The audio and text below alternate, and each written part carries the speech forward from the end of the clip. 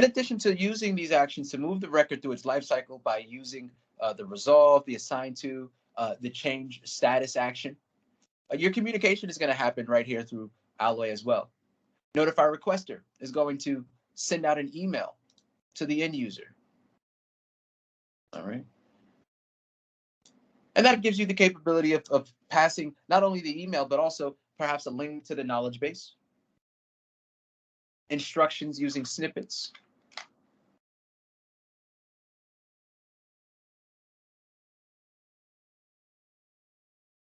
right? But also, this is going to provide any attachments that you send outbound to the end user as well.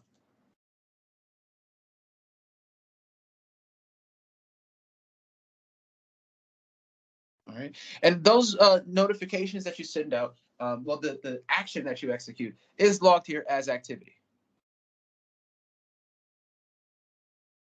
And you can see that there's an attachment attached to it as well. Right. So that's sending an email outbound to the requester. You can also, as you can see here, use this action to notify the requester's manager.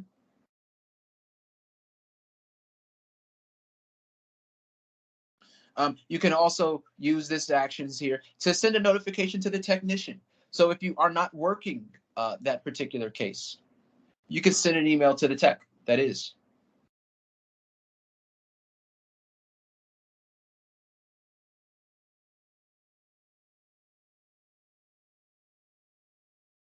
And as you can see, there's a checkbox here to include the ticket details.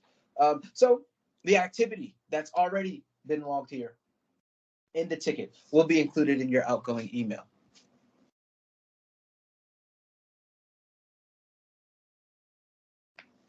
All right. Additionally, if you needed to notify anyone else in the system, you can use the notify ... and this will allow for you to send outgoing messages to any other person in your environment. Now, very, very important to note that the only one of these that's published to the requester in the portal is notify requester and notify requester's manager. These other two items here, these are not published in the portal.